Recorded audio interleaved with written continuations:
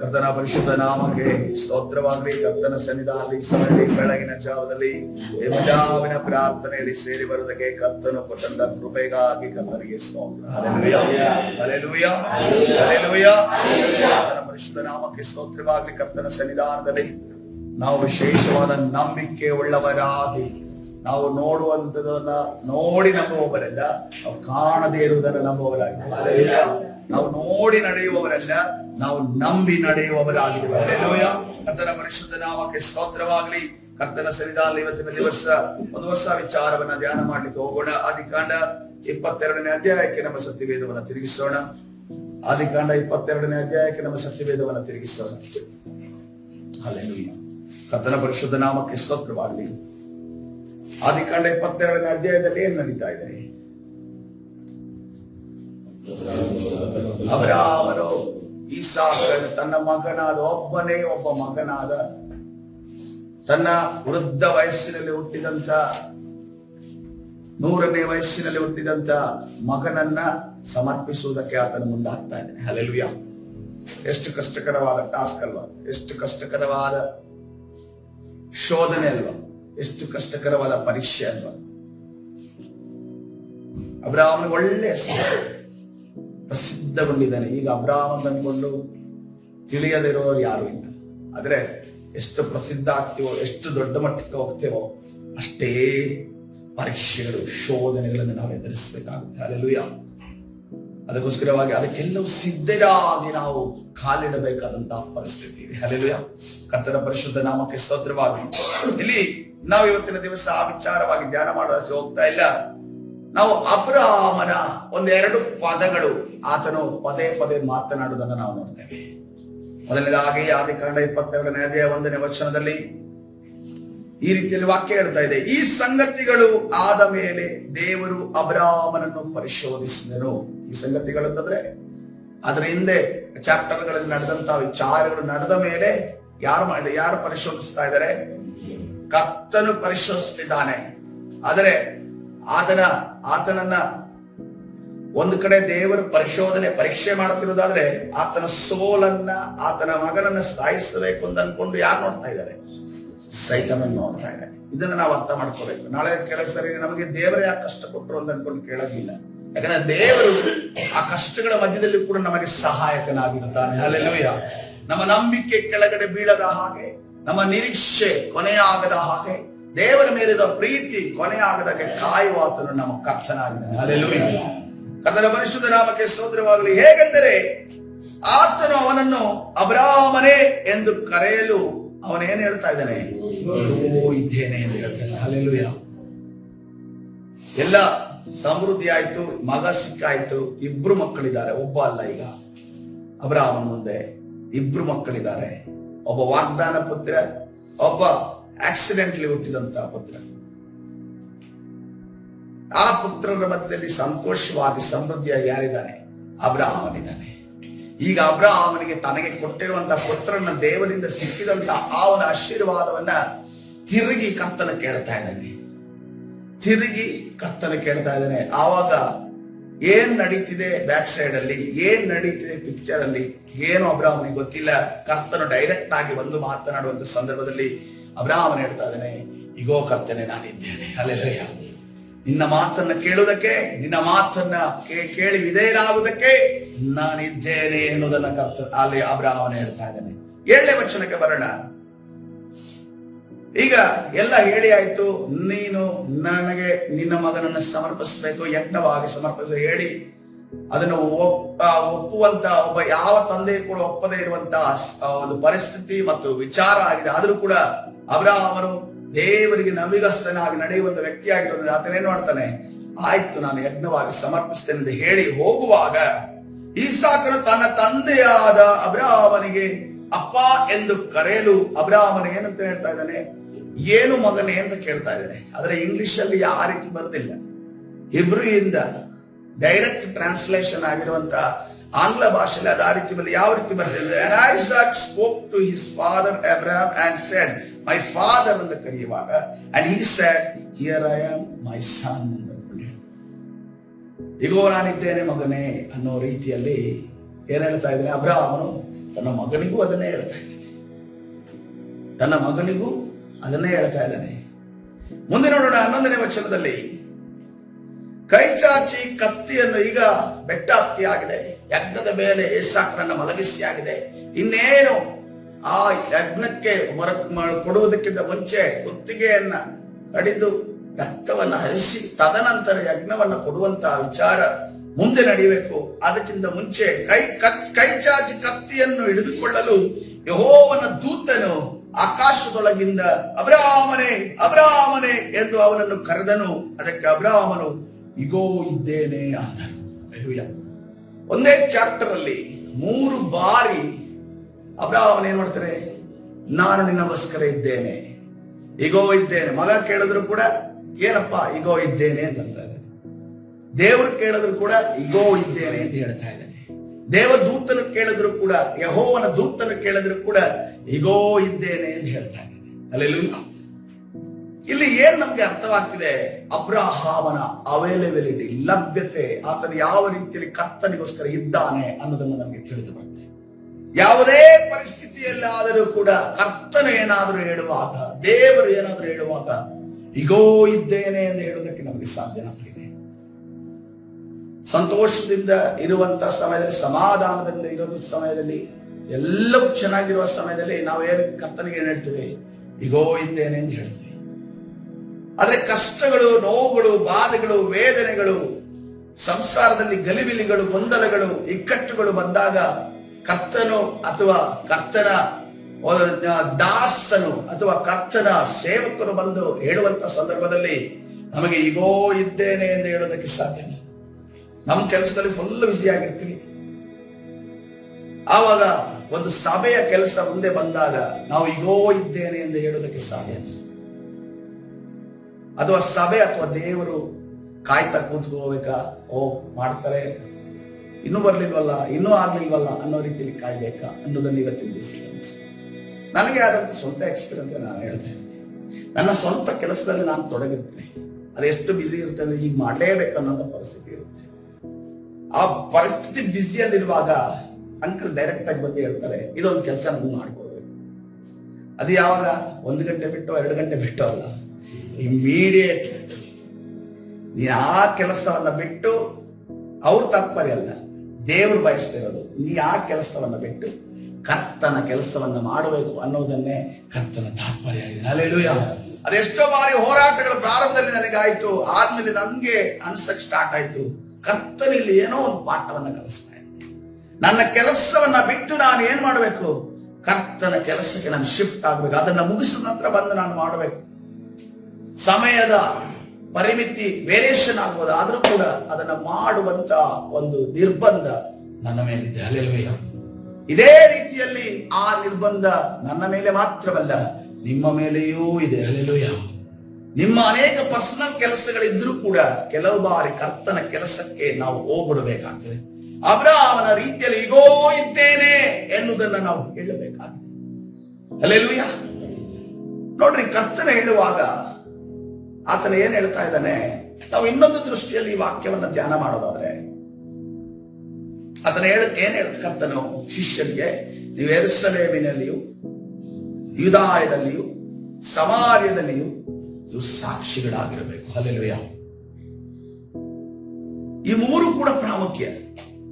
ಅವರು ಯೆರೂಸಲೇಮಿನಲ್ಲಿ ಆಲಯ ಇರುವಂತಹ ಜಾಗದಲ್ಲಿ ಸಾಕ್ಷಿಯಾಗಿರಬೇಕು, ಯೂದಾಯ ಎಂಬ ಪಟ್ಟಣ ಪ್ರಾಂತದಲ್ಲಿ ಸಾಕ್ಷಿಯಾಗಿರಬೇಕು, ಸಮಾರ್ಯ ಎನ್ನುವುದು ಅನ್ಯ ಜನರು ಅಥವಾ ದೇವರನ್ನ ಅರಿಯದವರು ಇರುವಂತ ಸ್ಥಳ, ಅಲ್ಲಿ ಕೂಡ ಸಾಕ್ಷಿಯಾಗಿರಬೇಕು. ಅದೇ ರೀತಿಯಲ್ಲಿ ಈ 3 ಸ್ಥಳದಲ್ಲಿಯೂ ಕೂಡ ಕರ್ತನ ಏನಾದರೂ ಹೇಳುವಾಗ ಏನಂತ ಹೇಳಬೇಕು?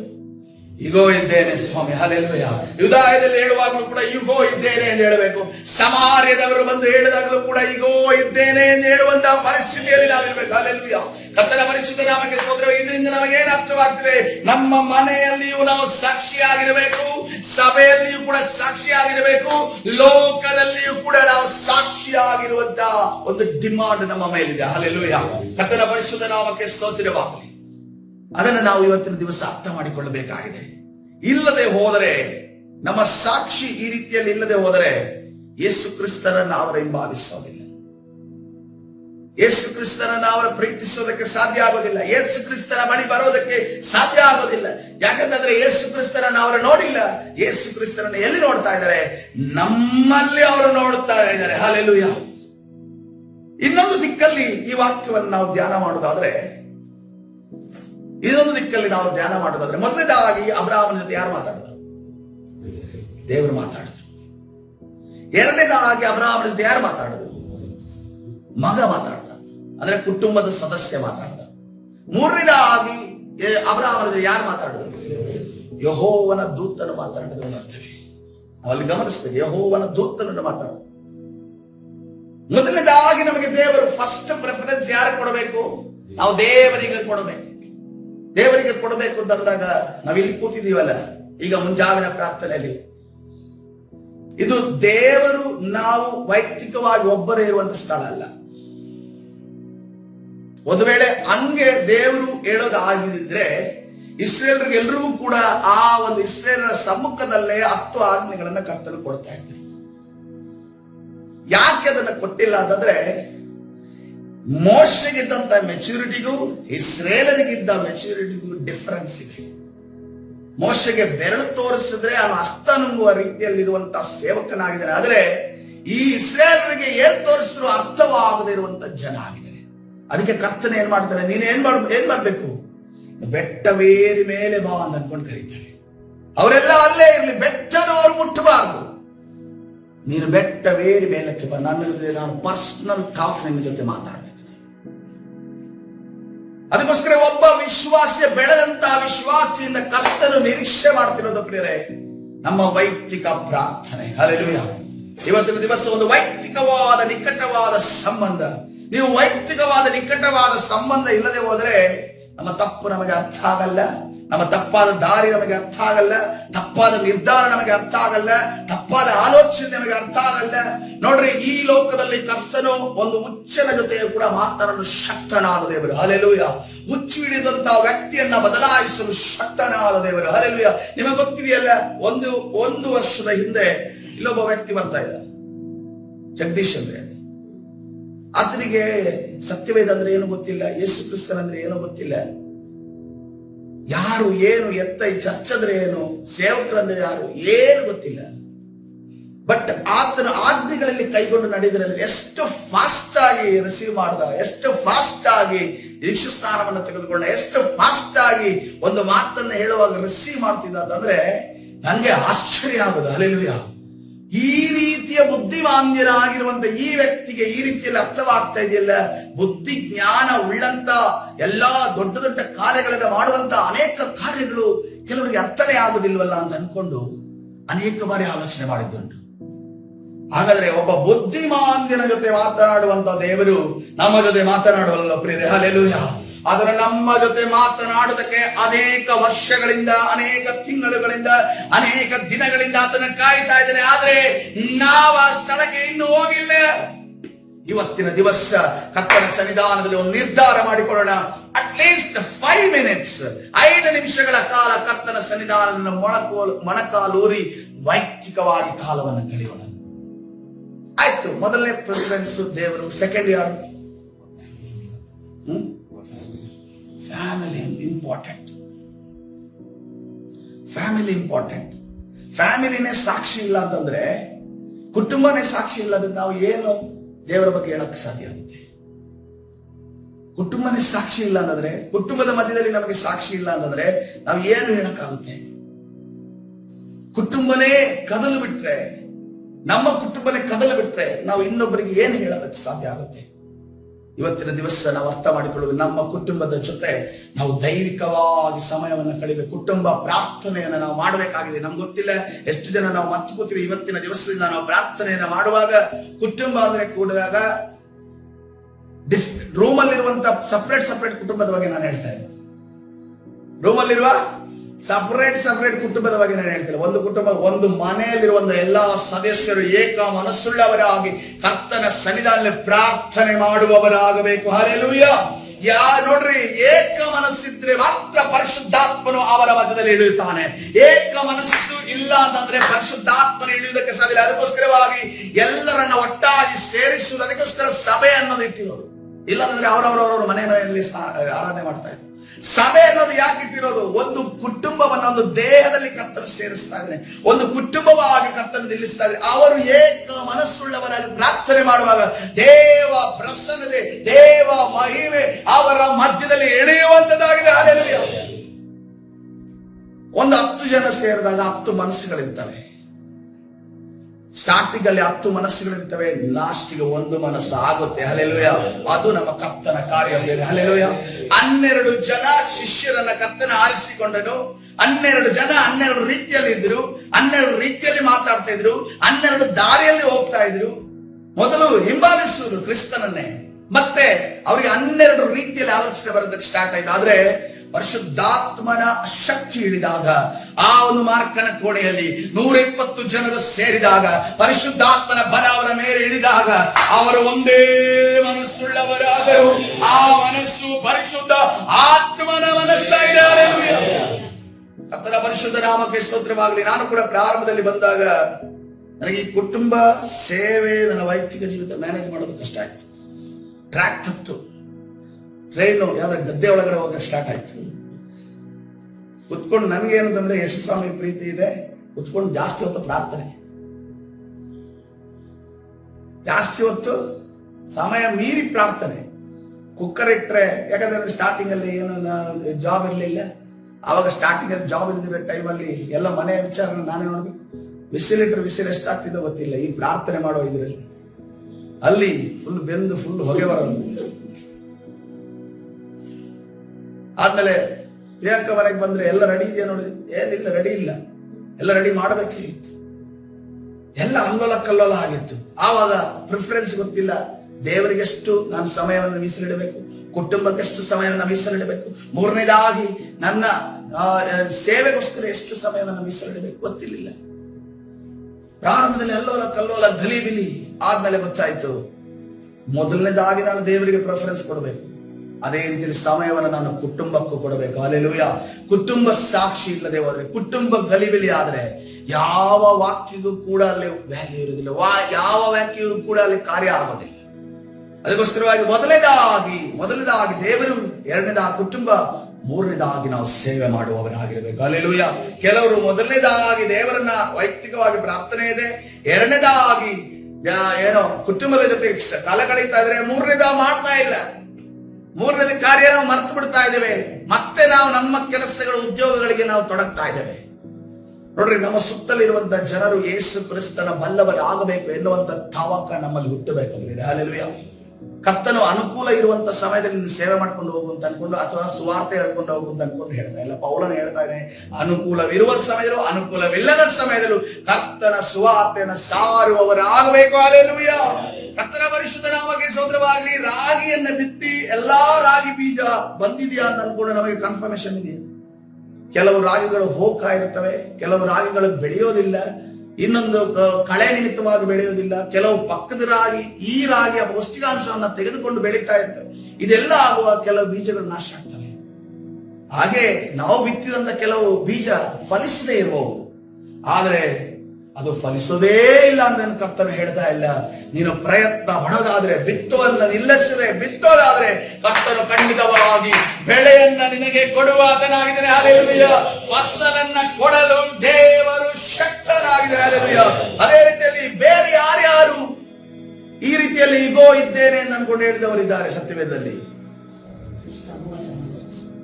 ಸಮಯದಿಂದ ಮುಂಚೆ ನಾವು ಅವನನ್ನೊಬ್ಬರನ್ನ ಮಾತುಬಿಟ್ರೆ ಹೆಂಗೆ? ಮೋಶೆ ಅಂತ ಅನ್ಕೊಂಡು ಕರೆದಾಗ ಈಗೋ ಇದ್ದೇನೆ ಅಂತ ಅನ್ಕೊಂಡು ಮೋಶೆ ಹೇಳ್ತಾ ಇದ್ದಾನೆ. ಎರಡನೇದಾಗಿ ಸಮುವೇಲನನ್ನ ಕರೆದಾಗ ಅವನು ಬಾಲಕ, ಸ್ವರನೇ ಕೇಳಿಲ್ಲ ದೇವರು. ಏನಿದು ಸೌಂಡು, ಏನಿದು ವಿಚಾರ? ಸಮುವೇಲ ಅಂತ ಅನ್ಕೊಂಡು ಬೇರೆ ಕರೀತಾ ಇದ್ದಾರೆ. ನನ್ನನ್ನ ಈ ರೀತಿಯಲ್ಲಿ ಈ ಆಲಯದ ಒಳಗಡೆ, ಪರಿಕರದ ಒಳಗಡೆ ಕರೆಯುವವನು ಒಬ್ಬನೇ, ಯಾರು? ಏಲಿ ಮಾತ್ರ ಕರೀತಾನೆ. ಆ ಒಂದು ವೃದ್ಧ ವಾಯ್ಸ್, ಈ ಒಂದು ವಾಯ್ಸ್ ಡಿಫರೆನ್ಸ್ ಇದೆ. ಆ ವೃದ್ಧ ವಾಯ್ಸ್ ಒಂದು ಗರ ವಾಯ್ಸ್ ಬಂದಿರಬಹುದು, ಆದ್ರೆ ಈ ವಾಯ್ಸ್ ಗಂಭೀರದ ವಾಯ್ಸ್. ಆದ್ರೆ ಇವನಿಗೆ ಈ ವಾಯ್ಸ್ ಎಕ್ಸ್ಪೀರಿಯನ್ಸ್ ಇಲ್ಲ. ಅದಕ್ಕೆ ಏನ್ ಹೇಳ್ತಾನೆ, ಮಲಗಿರ್ತಾರಲ್ಲ, ಮಲಗಿ ಎದ್ದಾಗ ಸ್ವಲ್ಪ ಇನ್ನೂ ಗಡಸಾಗಿರುತ್ತೆ ವಾಯ್ಸ್. ಏಲಿನೇ ಆಗಿರ್ಬೋದು ಅಂತ ಅನ್ಕೊಂಡು ಅವನು ಅಂದ್ಕೊಂಡಿದ್ದು 3 ಬಾರಿ ಹೋಗ್ತಾನೆ. ಅದಕ್ಕೆ ಮಗನೇ, ನೀನು ನೆಕ್ಸ್ಟ್ ಟೈಮು ನಿನ್ನನ್ನು ಕರೆದ್ರೆ ಈಗೋ ಇದ್ದೇನೆ ಕರ್ತನೆ ಎಂದು ಹೇಳಿದಾಗ ಅದನ್ನ ಹೇಳ್ತಾ ಇದ್ದಾನೆ, ಸಮುವೇಲನೇ ಎಂದು ಕರೆಯುವಾಗ ಈಗೋ ಇದ್ದೇನೆ ಸ್ವಾಮಿ, ನಿನ್ನ ದಾಸನು ನಿನಗೋಸ್ಕರ ಸೇವೆ ಮಾಡೋದಕ್ಕೆ ಇದ್ದೇನೆ ಎಂದು ಹೇಳ್ತಾನೆ. ಹಲ್ಲೆಲೂಯಾ. ಮುರಿದಾಗಿ ನೋಡುವಾಗ ಯೆಶಾಯನನ್ನ ಕರ್ತನು ಕರೆದು 6 ಅಧ್ಯಾಯಗಳು ನೋಡಿದ್ರೆ ಆತನ ಸೇವೆಯಲ್ಲಿ ಅಂತ ಅಸಾಧಾರಣ ಕಾರ್ಯಗಳನ್ನು ನಾವು ನೋಡೋದಿಲ್ಲ. ಆದ್ರೆ 6ನೇ ಅಧ್ಯಾಯ ಮುಗಿದ ನಂತರ ಆ 6ನೇ ಅಧ್ಯಾಯದಲ್ಲಿ ಕರ್ತರು ಆತನ ಸೇವೆಗೆ ನೇಮಿಸ್ತಾ ಇದ್ದಾನೆ, ಹೊಸದಾಗಿ ಕಳಿಸ್ತಾ ಇದ್ದಾನೆ. ಹಲ್ಲೆಲೂಯಾ. ಆವಾಗಲೇ ಯೆಶಾಯನು ಹೇಳ್ತಾ ಇದ್ದಾನೆ, ಈಗೋ ಇದ್ದೇನೆ ನಿನ್ನ ಕಾರ್ಯವನ್ನ ಮಾಡುವುದಕ್ಕೋಸ್ಕರವಾಗಿ ಈಗೋ ಇದ್ದೇನೆ ಅಂತ ಹೇಳ್ತಾ ಇದ್ದಾನೆ. ಹಲ್ಲೆಲೂಯಾ. ನಮ್ಮ ಯೇಸು ಕ್ರಿಸ್ತನು ಕೇವಲ ಈಗೋ ಇದ್ದೇನೆ ಮಾಡಿ ಮಾತ್ರ ಹೇಳಿದ್ದಲ್ಲ. ಅದನ್ನ ಹೇಳ್ತಾ ಇದ್ದಾನೆ ಯೋಹಾನ ಪತ್ರಿಕೆ 10ನೇ ಅಧ್ಯಾಯ 11ನೇ ವಚನದಲ್ಲಿ ನೋಡುವಾಗ, ಯೋಹಾನ ಪತ್ರಿಕೆ 10ನೇ ಅಧ್ಯಾಯ 11ನೇ ವಚನ, ನಾನೇ ಒಳ್ಳೆ ಕುರುಬನು, ಒಳ್ಳೆ ಕುರುಬನು ತನ್ನ ಕುರಿಗಳಿಗೋಸ್ಕರ ಏನ್ ಕೊಡ್ತಾನಂತೆ? ತನ್ನ ಪ್ರಾಣವನ್ನು ಕೊಡುತ್ತಾನೆ. ಹಲ್ಲೆಲೂಯಾ. ಅಬ್ರಹಾಮನು ತನ್ನ ಪ್ರಾಣ ಕೊಡುವ ಮಟ್ಟಿಗೆ ಈಗೋ ಇದ್ದೇನೆ ಅಂತ ಹೇಳಿಲ್ಲ. ನಮ್ಮ ಕರ್ತನು ತನ್ನ ಪ್ರಾಣವನ್ನ ಕೊಡುವ ಮಟ್ಟಿಗೆ ಆತನು ಈಗೋ ಇದ್ದೇನೆ ಸ್ವಾಮಿ, ನಿನ್ನ ಮಗನಾಗಿ ನಾನು ನಿನ್ನ ಎದೆಯಲ್ಲಿ ಇದ್ದಂತವನು, ಈಗ ನೀನು ನನ್ನನ್ನು 40 ಎತ್ತುವಂತೆ ಮಾಡಿ ಈ ಲೋಕಕ್ಕೆ ಕಳಿಸಿದೀಯ, ನಾನು ನಿನಗೆ ಪ್ರಾಣವನ್ನ ಸಮರ್ಪಿಸುತ್ತೇನೆ ಎನ್ನುವುದನ್ನ ಇಲ್ಲಿ ಹೇಳ್ತಿರೋದುಂಟು ಪ್ರಿಯರೇ. ಹಲ್ಲೆಲೂಯಾ. ಕರ್ತನ ಸನ್ನಿಧಾನದಲ್ಲಿ ಇವತ್ತಿನ ದಿವಸದಲ್ಲಿ ದೇವರ ಕಾರ್ಯವನ್ನ ಮಾಡುವಂತ ಜನರು ಇವತ್ತಿನ ದಿವಸ ಕರ್ತನ ನಿರೀಕ್ಷಿಸ್ತಾ ಇದ್ದಾರೆ. ಮೊದಲನೇದಾಗಿ ನಮಗೆ ಏನ್ ಪ್ರಿಫರೆನ್ಸ್? ಮೊದಲನೇದಾಗಿ ಕರ್ತನು ನಮಗೆ ಮೊದಲನೇ ಸ್ಥಾನ. ಎರಡನೇದಾಗಿ ಯಾರಿಗೆ ನಾವು ಪ್ರಾಮುಖ್ಯತೆ ಕೊಡಬೇಕು? ನಮ್ಮ ಕುಟುಂಬಕ್ಕೆ ನಾವು ಕುಟುಂಬಕ್ಕೆ ಪ್ರಾಮುಖ್ಯತೆ ಕೊಡಬೇಕು ಅಂದ್ರೆ ನಾವು ಅಲ್ಲೇ ಕಾಲವನ್ನ ಕಳೆಯೋದಿಲ್ಲ. ಮೊದಲನೇದಾಗಿ ದೇವರಿಗೆ ಸಮಯ ಮೀಸಲಿಡಬೇಕು. ಎರಡನೇದಾಗಿ ಕುಟುಂಬಕ್ಕೆ ಸಮಯ ಮೀಸಲಿಡಬೇಕು. ಮೂರನೇದಾಗಿ ಏನ್ ಮಾಡಬೇಕು? ಸೇವಾ ಕಾರ್ಯಗಳನ್ನು ಕೂಡ ನಾವು ಮಾಡಬೇಕು. ಅದೇ ರೀತಿಯಲ್ಲಿ ಇನ್ನೊಂದು ದಿಕ್ಕಿನಲ್ಲಿ ನೋಡುವುದಾದ್ರೆ, ಮೊದಲನೇದಾಗಿ ನಾವು ಮನೆಯಲ್ಲಿ ಸಾಕ್ಷಿ ಇರಬೇಕು. ಆಲಯದಲ್ಲಿ ಸಾಕ್ಷಿ ಇರಬೇಕು. ಎರಡನೇದಾಗಿ ಮನೆಯಲ್ಲಿ ಸಾಕ್ಷಿ ಇರಬೇಕು. ಮೂರನೇದಾಗಿ ನಮಗೆ ಲೋಕದಲ್ಲಿ ಕೂಡ ಸಾಕ್ಷಿ ಇರಬೇಕು. ಹಲ್ಲೆಲೂಯಾ. ಅದು ಕರ್ತನ ಚಿತ್ತದ ಪ್ರಕಾರವಾಗಿ. ಯಾಕಂದ್ರೆ ಲೋಕ ನಮ್ಮ ಹತ್ರ ತುಂಬಾ ನಿರೀಕ್ಷೆ ಮಾಡುತ್ತೆ. ಒಂದ್ ದಿವಸ ಏನಾಯ್ತು, ಒಬ್ಬರ ವಿಶ್ವಾಸಿ ಮತ್ತು ಅವರ ಕುಟುಂಬದ ಸದಸ್ಯರ ಮಧ್ಯದಲ್ಲಿ ವಾಗ್ವಾದ ನಡೆದಿದೆ ದೇವರ ವಿಚಾರದಲ್ಲಿ. ಈ ಘಟನೆ ನಡೆದಿರೋದು ನಮ್ಗೆ ಗೊತ್ತಿಲ್ಲ. ಬಟ್ ಇನ್ನೊಂದ್ಸರಿ ಆ ಒಂದು ಲೋಕದ ವ್ಯಕ್ತಿಯ ಜೊತೆ ನಾವು ಮಾತಾಡ್ಕೊಂಡು ಹೋಗುವಾಗ ಅವ್ರು ಏನಂದ್ರು, ಒನ್ ಸೈಡೆಡ್ ಆಗಿ ಮಾತಾಡಿದ್ರು. ಹೆಂಗೆ ಒನ್ ಸೈಡೆಡ್ ಅಂತಂದ್ರೆ, ಆ ವಿಶ್ವಾಸ ನಂಗೆ ಹಿಂಗಂದ್ರು ಅಂತ ಅನ್ಕೊಂಡು ಸೇವಕರ ಬಳಿ ಕಂಪ್ಲೇಂಟ್ ಹೇಳುವ ರೀತಿಯಲ್ಲಿ ಹೇಳ್ತಾರೆ. ನಮಗೂ ಆಯ್ತು, ಆ ವಿಶ್ವಾಸ ಈ ರೀತಿ ಹೇಳಲ್ಲ, ಅವ್ರು ಹಂಗೆ ಹೇಳುವವರಲ್ಲ, ಅವರು ಒಳ್ಳೆ ದೇವರನ್ನು ಸೇವಿಸುವಂತ ವ್ಯಕ್ತಿ ಆಗಿದಾರಲ್ಲ, ಅವ್ರ ಬಗ್ಗೆ ನಮಗೆ ಗೊತ್ತಿದೆಯಲ್ಲ, ಅವರ ಕುಟುಂಬ ಸಮೇತ ನಮಗೆ ಗೊತ್ತಿದೆಯಲ್ಲ ಅಂತ ಅನ್ಕೊಂಡು ನಾವು ಅನ್ಕೊಂಡ್ವಿ. ತದನಂತರ ಅವರ ಜೊತೆ ಪರಿಶೋಧಿಸಿದ ನಂತರ ಯಾಕೆ ವಿಶ್ವಾಸಿ ಅವರಿಗೆ ಖಂಡಿತವಾಗಿ ಖಂಡಿಸಿ ಉತ್ತರಗಳನ್ನು ಹೇಳಿದ್ದಾರೆ ಅಂತಂದ್ರೆ, ಈ ವ್ಯಕ್ತಿ ದೇವರ ವಿರುದ್ಧ ತುಂಬಾ ಮಾತಾಡಬೇಕು.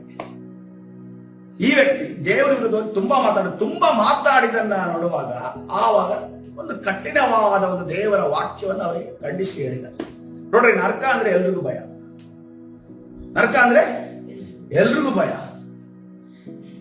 ನೀನ್ ಹಿಂಗೆ ಮಾಡಿದ್ರೆ, ಹಿಂಗೆ ಮಾತಾಡಿದ್ರೆ ನೀನ್ ನರಕಕ್ಕೆ ಹೋಗ್ತೀಯ ಅಂತ ಅನ್ಕೊಂಡು ಹೇಳೋದು, ನರಕಕ್ಕೆ ಹೋಗ್ತೀಯ ಅಂತ ಅನ್ಕೊಂಡು ಹೇಳಿದ್ರೆ ಅವನೇನ್ ಹೇಳ್ತಾನೆ ನೋಡ್ರಿ, ಇಂಥ ಮಾತಂದ್ಬಿಟ್ರು. ಇಂಥ ಮಾತನ್ಬೋದಾ? ಅವ್ರಿಗೆ ನರಕಕ್ಕೆ ಹೋಗಿ ನಾನ್ ನರಕಕ್ಕೆ ಹೋಗೋದು ಆಸೆನ ಅವರಿಗೆ? ನೋಡ್ರಿ, ಮಾತು ನೋಡ್ರಿ. ಅದಕ್ಕೆ ನಾವು ನೋಡ್ರಿ, ಯಾರಾದ್ರೂ ಏನಾದ್ರೂ ಬಂದು ಹೇಳಿದ್ರೆ, ಮಾತುಗಳನ್ನ ಹೇಳಿದ್ರೆ ಒಂದು ಸೈಡ್ ಮಾತ್ರ ಬಂದಿರುತ್ತೆ, ಅದ್ರದ್ದು ಇನ್ನೊಂದು ಮುಖ ಇದೆ. ಆ ಇನ್ನೊಂದು ಮುಖವನ್ನ ತಿಳಿಯದೆ ನಾವು ಜಡ್ಜ್ಮೆಂಟ್ ಅಲ್ಲಿ ಆದ್ರೆ ನಮ್ಮಂತ ಮೂರ್ಖ ಇನ್ನೊಬ್ರು ಯಾರಿಲ್ಲ. ಮಂಗನಿಗೆ ಒಂದು ಏನಾದ್ರೂ ಹಣ್ಣು ಕೊಟ್ಬಿಟ್ರೆ ಕಿಟ ಕಿಟ ಕಿಟ ಕಿಟ ಅಂತ ಓಡಿ ಹತ್ತಿ ಇಳಿದು ಎಲ್ಲ ಮಾಡ್ತೇವೆ ನೋಡಿ, ಹಂಗಾಗ್ತೀವಿ ನಾವು. ಅಲ್ಲಿ ಮಂಗ ಆಗಿದ ಅವರಲ್ಲ, ಮಂಗ ಆಗಿದ್ ಕೇಳಿಸ್ಕೊಂಡವನು. ನಮ್ಗೆ ಸೇವಕರಿಗೆ ಇಂಥ ಒಂದು ಸ್ಟೋರಿಗಳು ತುಂಬಾ ಬರ್ತವೆ. ಬರುವಾಗ ಯಾರು ಕೂಡ ನಾನ್ ಹಿಂಗ್ ಹೇಳ್ದೆ, ಅದಕ್ಕೆ ಅವ್ರು ಹಂಗಂದ್ರು, ಅದಕ್ಕೆ ಅವ್ರು ಹಿಂಗಂದ್ರು, ನಾನ್ ಮತ್ತೆ ಹಿಂಗಂತೆ ನಮ್ಗೆ ಯಾರು ಹೇಳೋದಿಲ್ಲ. ಹೆಂಗ್ ಹೇಳ್ತಾರೆ? ಅವರೇ ಹಂಗಂದಿದ್ರು, ಅವ್ರೇ ಹಿಂಗಂದ್ರು, ಅವ್ರ ಹಂಗಂದ್ರು, ಹಿಂಗಾದ್ರು ಹಿಂಗ್ ಮಾಡ್ಬೋದು. ಇದನ್ನ ಅವ್ರ ಹಂಗಂದ್ರು ಹಿಂಗಂದ್ರು ಮಾಡ್ಬೋದು ಅಂತ ಅನ್ಕೊಂಡು ಅದನ್ನ ಕೇಳಿ ಹಂಗಂದ್ರ ಅವ್ರನ್ನ ಕರೆಸಿ ಮಾತಾಡ್ತೀನಿ ಅಂತ ಅನ್ಕೊಂಡು ಮಾತಾಡಿದ್ರೆ ಇನ್ನೊಂದು ಸ್ಟೋರಿ ಹೊರಗಡೆ ಬರುತ್ತೆ. ಈ ಸ್ಟೋರಿನ ಆ ಸ್ಟೋರಿನ ತಾಳೆ ಹಾಕಕ್ಕೆ ಆಗೋದಿಲ್ಲ. ಯಾಕೆ ಗೊತ್ತಾ, ಅವರು ಬಂದು ಒಂದ್ ಸೈಡ್ ಹೇಳಿರ್ತಾರೆ.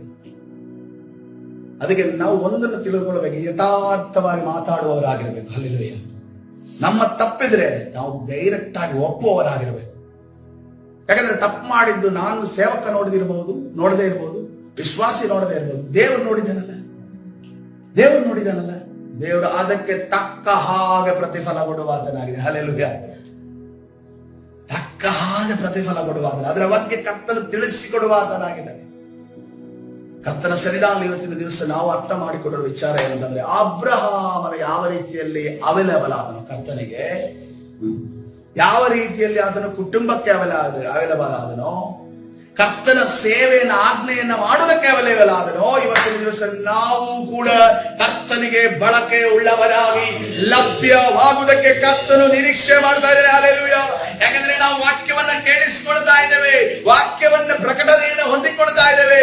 ಇದು ಪ್ರಕಟಣೆ ಹೊಂದಿ ಒಳಗಡೆ ಹೋಗಿದಂತ ವಿಚಾರ ನಾವು ಅದರಲ್ಲಿ ನೆಲೆಗೊಳ್ಳಬೇಕು, ಮತ್ತದು ತುಂಬಿ ಹೊರಸೂಸಬೇಕು, ಅದು ಕ್ರಿಯಾ ರೂಪಕ್ಕಾಗಿ ಹೊರಗಡೆ ಬರಬೇಕು. ಇವತ್ತಿನ ದಿವಸ ಕರ್ತನ ಸನ್ನಿಧಾನದಲ್ಲಿ ಕುಳಿತಿರುವ ಎಲ್ಲ ದೇವ ಜನರೇ, ಕರ್ತನು ನಮ್ಮನ್ನ ನಿರೀಕ್ಷಿಸುತ್ತಿರುವುದು ನಾವು ಯೆರೂಸಲೇಮಿನಲ್ಲಿಯೂ ಯೂದಾಯದಲ್ಲಿಯೂ ಸಮಾರ್ಯದಲ್ಲಿಯೂ ಸಾಕ್ಷಿಯಾಗಿರಬೇಕು. ದೇವರ ಮೊದಲನೇ ಸ್ಥಾನದಲ್ಲಿ ನಮಗಿರಬೇಕು, ಎರಡನೇ ಸ್ಥಾನದಲ್ಲಿ ಕುಟುಂಬ ಇರಬೇಕು, ಮೂರನೇ ಸ್ಥಾನದಲ್ಲಿ ನಾವು ಸೇವೆಯನ್ನ ಮಾಡುವವರು ಆಗಿರಬೇಕು. ಹಲ್ಲೆಲೂಯಾ. ಎಲ್ಲಾ ಸಮಯದಲ್ಲಿ ಕರ್ತನಿಗೆ ಅವೈಲೇಬಲ್ ನಾವು ಆಗಿರ್ಬೇಕು. ಹಲ್ಲೆಲೂಯಾ. ನೋಡ್ರಿ, ಎಲ್ಲೆಲ್ಲೋ ಹೋಗಿ ಬರ್ತೇವೆ, ಹಿಂದಿನ ದಿವಸ ಏನೇನೇ ಇರುತ್ತೆ. ಮಾರ್ನಿಂಗ್ ಪ್ರೇಯರ್ ಅಂತ ಬಂದ ಕೂಡಲೇ ನನ್ನ ಒಳಗಡೆ ಏನಾಗುತ್ತೆ ನನಗೂ ಗೊತ್ತಿಲ್ಲ. ನನಗೂ ತಿಳಿದಿಲ್ಲ. ಏನೇ ಆಗ್ಬಿಟ್ಟು ಎದ್ದು ಬಂದು ನಿಂತು ಪ್ರಾರ್ಥನೆ ನಡೆಸೋಣ ಅಂತ ಅನ್ಸುತ್ತೆ. ಇದು ರೀಸನ್ ಕೇಳಿದ್ರೆ ನಾನು ಏನ್ ಹೇಳಿ ಇದು ಯಾಕೆ ನೀವು ಹಿಂಗ್ ಮಾಡ್ತೀರಾ, ಇಷ್ಟೊಂದು ಇದು ಯಾಕೆ ನಿಮ್ಗೆ ಮಲ್ಗಕ್ಕಾಗಲ್ವಾ, ರೆಸ್ಟ್ ಮಾಡಕ್ಕಾಗಲ್ವಾ? ಒಂದಿನ ಮಲ್ಗದ್ರೆ ಒಂದು ರೆಸ್ಟ್ ಆಗಲ್ವಾ? ಅದು ಬಾಡಿ ಸ್ಟ್ರೈನ್ ಎಲ್ಲ ಹೋಗುತ್ತೆ. ಅವತ್ತು ಫುಲ್ಲು ಬೆಳಗ್ಗೆಯಿಂದ ಮಧ್ಯಾಹ್ನದವರೆಗೆ ತೂಕಡಿಸ್ಕೊಂಡೇ ಇದೀನಿ. ಬೈಬಲ್ ಓದೋದು ತೂಕಡಿಸೋದು, ಆರಾಧನೆ ಮಾಡೋದು ತೂಕಡಿಸೋದು. ಆದ್ರೂ ಕೂಡ ಕುಳಿತು ಬೈಬಲ್ ಓದಕ್ಕೆ ದೇವರು ಸಹಾಯ ಮಾಡಿದ್ರು. ಹಲ್ಲೆಲೂಯಾ. ಅದೇ ರೀತಿಯಲ್ಲಿ ನಾವು ಆಗಬೇಕು ಬೇರೆ. ಈ ಕಡೆಯ ದಿವಸ ನಾವು ಇಲ್ಲ ಈ ರೀತಿಯಲ್ಲಿ ಆಗ್ಲಿಲ್ಲ ಅಂತಂದ್ರೆ ಈ ಲೋಕದ ಶೋಧನೆಗಳನ್ನ ಜಯಿಸೋದು ಭಾರಿ ಕಷ್ಟ. ನೀವು ಆರ್ಟಿಫಿಷಿಯಲ್ ಇಂಟೆಲಿಜೆನ್ಸ್ ಹೆಂಗ್ ಬೆಳೀತಾ ಇದೆ ಅಂತಂದ್ರೆ, ಹೆಂಗ್ ಬೆಳೀತಿದೆ ಅಂದ್ರೆ, ನಾಳೆ ದಿವಸ ಯಾವುದು ಕೂಡ ರಿಯಲ್ ಅಲ್ಲ. ಆರ್ಟಿಫಿಷಿಯಲ್ ಇಂಟೆಲಿಜೆನ್ಸ್ ಅಂದ್ರೆ ಏನು? ಏನ್ ಹೇಳ್ತಿದ್ದಾರೆ ಬ್ರದರ್ ಅಂತ ತಿಳ್ಕೊಬೇಡಿ. ಈ ಮೊಬೈಲ್ ಅಲ್ಲಿ ನೋಡುವಂತ ಯಾವುದೇ ವಿಚಾರಗಳು ಸತ್ಯ ಅಲ್ಲ. ಇದೀಗ ಮೊಬೈಲ್ ಅಲ್ಲಿ ಇದೆ, ನಾಳೆ ದಿವಸ ಅದು ಹೊರಗಡೆ ಬರುತ್ತೆ. ರಿಯಲ್ ಒಬ್ಬ ಮನುಷ್ಯನನ್ನ ಅರುಣ್ನ ಕಂಡ್ರು ಕೂಡ ಅದು ಅರುಣ್ನ ಆರ್ಟಿಫಿಷಿಯಲ್ ಇಂಟೆಲಿಜೆನ್ಸ್ ವ್ಯಕ್ತಿ ಬಂದು ಕೂತಿರುತ್ತೆ.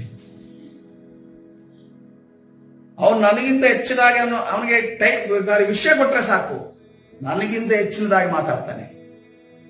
ಆದ್ರೆ ಮೇಲೊಬ್ಬ ದೇವರಿದ್ದಾನಲ್ಲ, ಹಲ್ಲೆಲೂಯಾ, ಆತನ ಜ್ಞಾನಕ್ಕೆ ನಿಲುಕದು ಯಾವುದೇ ಇಲ್ಲ ಬೇರೆ. ಹಲ್ಲೆಲೂಯಾ. ದೇವರ ಪ್ರಕಟಣೆ ಅನ್ನೋದು, ದೇವರ ರೆಮಾ ವರ್ಡ್ ಅನ್ನೋದು ಯಾವ ರೋಬೋಟ್ ಒಳಗಡೆ ಇರೋದಕ್ಕೆ ಸಾಧ್ಯ ಇಲ್ಲ, ಯಾವ ಆರ್ಟಿಫಿಷಿಯಲ್ ಇಂಟೆಲಿಜೆನ್ಸ್ ಒಳಗಡೆ ಇರೋದಕ್ಕೆ ಸಾಧ್ಯ ಇಲ್ಲ. ಯಾಕಂದ್ರೆ ನಾವು ಅನೇಕ ವಿಚಾರಗಳನ್ನು ಸರ್ಚ್ ಮಾಡ್ತೀವಿ. ಗ್ರೀಕ್ ಅಲ್ಲಿ ಏನು, ನಾವು ಹಿಬ್ರು ಅಲ್ಲಿ ಏನು ಅಂತ ಅನ್ಕೊಂಡು ಸರ್ಚ್ ಮಾಡ್ತೀವಿ. ಅಷ್ಟು ಮಾತ್ರ ಕೊಡೋದಕ್ಕೆ ಸಾಧ್ಯ. ಆ ಗ್ರೀಕ್ ಅಲ್ಲಿರೋದನ್ನ, ಇಬ್ರು ಅಲ್ಲಿರೋದನ್ನ ಯಾವ ರೀತಿಯಲ್ಲಿ ಜನರಿಗೆ ತಿಳಿಸ್ಬೇಕು ಅನ್ನೋದನ್ನ ಯಾರು ತಿಳಿಸ್ಬೇಕಾಗಿದೆ? ಯಾವ ಆರ್ಟಿಫಿಷಿಯಲ್ ಇಂಟೆಲಿಜೆನ್ಸ್ ತಿಳಿಸೋದಿಲ್ಲ, ಕರ್ತನಾದ ಯೇಸು ನಮಗೆ ತಿಳಿಸುವಾದನಾಗಿದ್ದಾರೆ. ಅದಕ್ಕೋಸ್ಕರವಾಗಿ ಕರ್ತನ ಸನ್ನಿಧಾನದಲ್ಲಿ ನಾವು ಜ್ಞಾನ ಉಳ್ಳವರಾಗಿರಬೇಕು, ಕರ್ತನಿಗೆ ನಾವು ಅವೈಲೇಬಲ್ ಆಗಬೇಕು. ಇವತ್ತಿನ ದಿವಸ ನಮ್ಮನ್ನು ನಾವು ಕರ್ತನ ಕರಗಳಿಗೆ ಸಮರ್ಪಿಸೋಣ. ಪ್ರಿಯರೇ, ನಮಗೆ ಸಾಧ್ಯ. ಕರ್ತನೆ, ನಿನಗೆ ನಾನು ಲಭ್ಯನಾಗಿದ್ದೇನೆ ಸ್ವಾಮಿ, ನಿನಗೆ ನನ್ನನ್ನು ಉಪಯೋಗಿಸು ಎನ್ನುವುದನ್ನ ಹೇಳೋದಕ್ಕೆ ಸಾಧ್ಯನ? ಕರ್ತನ ಸನ್ನಿಧಿಯಲ್ಲಿ ಬಾಯಿ ತೆರೆದು ಕರ್ತನ ಹೇಳ, ಕರ್ತನೆ, ನಾನು ನಿನಗೆ ಲಭ್ಯನಾಗಲು ಬಯಸುತ್ತೇನೆ, ನಾನು ನಿನಗೆ ಬಳಕೆಯಾಗಲು ಬಯಸುತ್ತೇನೆ. ಕರ್ತನೆ, ನನ್ನನ್ನು ಒಂದು ಪಾತ್ರೆಯಾಗಿ ಉಪಯೋಗಿಸು. ಕರ್ತನೆ, ನನ್ನಲ್ಲಿರುವಂತಹ ಎಲ್ಲ ಜಡತ್ವವನ್ನ ತೆಗೆದುಹಾಕು, ನನ್ನಲ್ಲಿರುವಂತಹ ಕರ್ತನೆ ಬೇಡವಾದ ಸಂಗತಿಯನ್ನ ತೆಗೆದುಹಾಕು. ಯಾವುದನ್ನ ಯಾವ ರೀತಿಯಲ್ಲಿ ಪ್ರಿಫರೆನ್ಸ್ ಕೊಡಬೇಕು ಅನ್ನೋದನ್ನ ನನಗೆ ಕಲಿಸಿಕೊಡು ಎನ್ನುವುದನ್ನ ಕೇಳಿಕೊಳ್ಳ. ಹಲ್ಲೆಲೂಯಾ. Praise you Jesus. ಪರಿಶುದ್ಧನಾದ ದೇವರಿಗೆ ನಾಮಕ್ಕೆ ಸ್ತೋತ್ರವಾಗಲಿ. ನಿನ್ನ ಸನ್ನಿಧಿಯಲ್ಲಿ ಕರ್ತನೆ ಈ ಬೆಳಗಿನ ಜಾವದಲ್ಲಿ ಮುಂಜಾವಿನ ಪ್ರಾರ್ಥನೆಯಲ್ಲಿ ಸೇರಿ ಬರುವುದಕ್ಕೆ ಕೊಟ್ಟಂತ ನಿನ್ನ ಮಹಾ ಕೃಪೆಗಾಗಿ ನಿನಗೆ ಸ್ತೋತ್ರ ಸಭ. ನಮ್ಮನ್ನು ಆಶೀರ್ವದಿಸು ಕರ್ತನೆ ರಾಜ. ಯಾವ ರೀತಿಯಲ್ಲಿ ಕರ್ತನೆ ನಾವು ನಿನಗೆ ಲಭ್ಯವಾಗಬೇಕು ಅನ್ನೋದನ್ನು ನಮಗೆ ನೀನು ಕಲಿಸಿಕೊಡು ಕರ್ತನೆ ರಾಜ. ನಾವು ನಮ್ಮ ವೈಯಕ್ತಿಕ ಕೆಲಸ, ಉದ್ಯೋಗದ ಕೆಲಸ, ಮನೆಯ ಕೆಲಸಕ್ಕೆ ಯಾವ ರೀತಿ ಪ್ರಿಫರೆನ್ಸ್ ಕೊಡ್ತೇವೋ ಅದೇ ರೀತಿಯಲ್ಲಿ ದೇವರ ಕೆಲಸಕ್ಕೂ ಪ್ರಿಫರೆನ್ಸ್ ಕೊಡ್ತೇವೆ ಅನ್ನೋದನ್ನ, ದೇವರ ಪ್ರಾರ್ಥನೆಯ ಸಮಯಕ್ಕೆ ಕೊಡುವಂತ ಪ್ರಿಫರೆನ್ಸ್ ಆಗಿರಬಹುದು, ಕುಟುಂಬಕ್ಕೆ ಕೊಡುವಂತ ಪ್ರಿಫರೆನ್ಸ್ ಆಗಿರಬಹುದು, ಅದು ಏನು ಯಾವ ರೀತಿಯಲ್ಲಿ ನಾವು ಪ್ರಿಫರೆನ್ಸ್ ಕೊಡ್ತೇವೆ ಅನ್ನೋದನ್ನ ಅರ್ಥ ಮಾಡಿಕೊಳ್ಳುವಾಗ ಸಹಾಯವನ್ನು ಚಾಚು. ಯಾವುದು ಕೂಡ ಏರುಪೇರಾಗದೆ ಅದನ್ನ ಎಲ್ಲವೂ ಕೂಡ ಸಮಾನತೆಯಿಂದ ಸಾಗುವಾಗ ನಿನ್ನ ಕಾರ್ಯ ಮಾಡು. ವಿರೋಧವಾಗಿ ನಮ್ಮನ್ನು ಗಲಿಬಿಲಿಗೊಳಿಸುವಂತ ಎಲ್ಲಾ ಸೈತಾನನ ಅಂಧಕಾರ ಶಕ್ತಿಗಳ ಬಲಗಳನ್ನ ನಜರೇತಿನ ಯೇಸುವಿನ ನಾಮದಲ್ಲಿ ವಂದಿಸಿ ಮುರಿದ ಬಿಡುಗಡೆ ಉಂಟು ಮಾಡಿ ತಾನೇ ನಡೆಸು. ಕರ್ತನಾದ ಯೇಸು ಸ್ವಾಮಿ ಸಭೆ ಪ್ರಾರ್ಥಿಸಿ ಹೊಂದಿಕೊಳ್ತೇನೆ ಜೀವ ಉಳ್ಳ ತಂದೆ. ಆಮೆನ್. ಹಲ್ಲೆಲೂಯಾ.